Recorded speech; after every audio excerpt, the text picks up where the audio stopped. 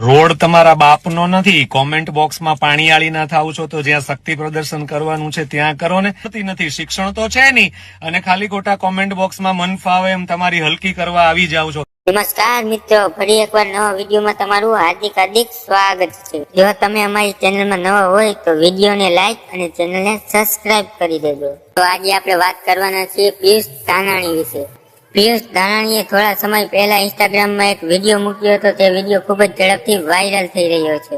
તે વિડીયોમાં તેઓ માલધારી સમાજ વિશે ખૂબ ગંદુ બોલી રહ્યા હતા કે માલધારી સમાજમાં એજ્યુકેશન નથી, એટલે કે શિક્ષણ નથી. તેઓ વિડીયોમાં એમ પણ બોલ્યા હતા કે માલધારીઓ તેમના પશુ રોડ વચ્ચે આપે છે, સાઈડમાં પણ નથી આપતા, અને માલધારી સમાજ મારી વિડીયોની કોમેન્ટમાં ગંદી ગાળો લખે છે.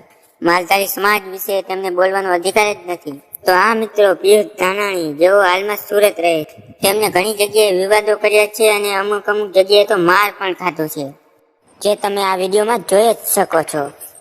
અને જયભાઈ પટેલે પણ તેમનો વિરોધ કર્યો હતો. જી હા મિત્રો, તે વિડીયો પણ હું તમને બતાવી દઉં, અને વિડીયો પસંદ આવે તો વિડીયોને લાઈક અને ચેનલને સબસ્ક્રાઇબ કરી લેજો. શું કામ જાણી જોઈને કોઈ એક સમાજને ટાર્ગેટ કરો છો? જે કરતા હોય કરો ને.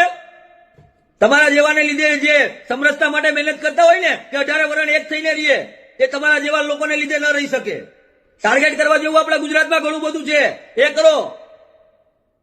તમારામાં તેવડ હોય તો ખોટી રીતે હું નીકળી પડ્યા છો, અને કોઈ કડી જાય ને તો રોડે આ દેખાતા બંધ થઈ જાઓ. સમજાય એને વંદન, અને તમને સમજાય તો તમને વંદન. પિયુષભાઈ રામ રામ.